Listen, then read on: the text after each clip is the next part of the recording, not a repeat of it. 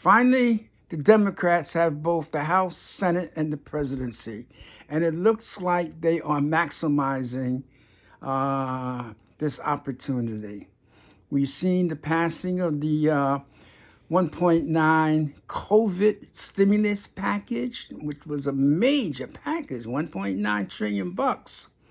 They were able to pass through reconciliation. And now we have the proposed infrastructure package. That's 2.5 for the first part, 2.5 trillion, and another 1.5 trillion for part two, totaling close to $4 trillion. That includes major overhaul of both infrastructure and services to needed populations, including the elderly in the country. And it looks like the Democrats will be able to pass that also through reconciliation with no Republican support. The key for passing the infrastructure will be to ensure that all Democrats are aboard.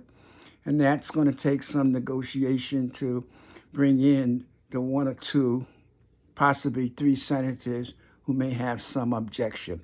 But the most important thing is that the Democrats are aggressive and they are putting their agenda out there so the American public can see what the Democratic Party stands for. And this is just the beginning.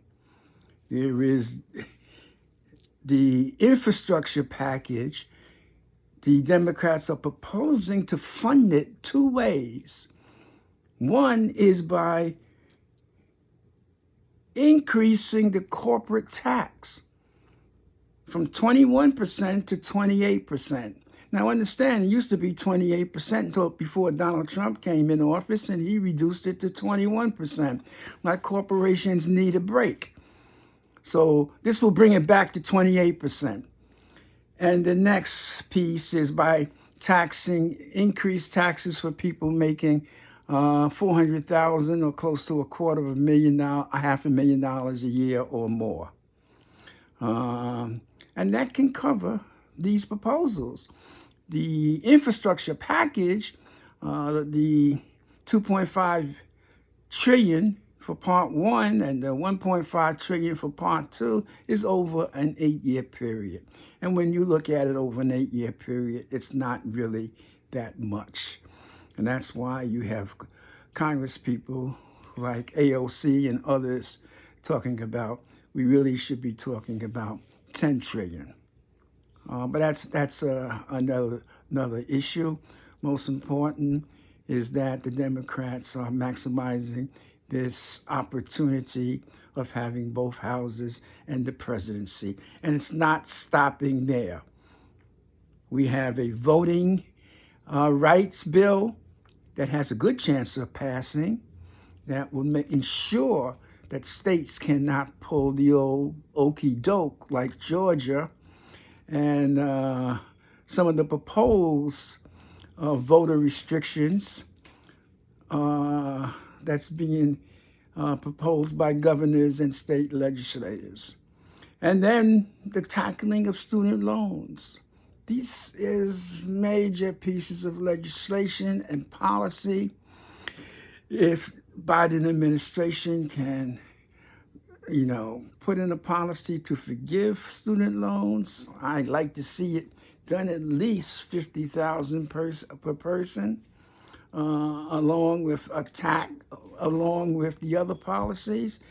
It'll be such a successful administration in a 4-year period.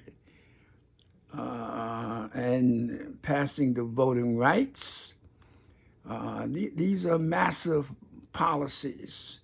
And if they do that, they will lay the foundation for the next presidential election in 4 years when, because I don't think Biden will run for a second term, for the first woman to occupy the office, Kamala Harris, they would lay the foundation with a solid platform of accomplishments. And so They need to maximize this, especially in the first 2 years of the Biden administration, because there is the possibility that the Republicans may take the House. They had years of gerrymandering and fixing the map in districts and designing it in such a way that maximizes their vote and minimizes the Democrat votes. Well, folks, this story is still being written. I'm optimistic. I like what I see.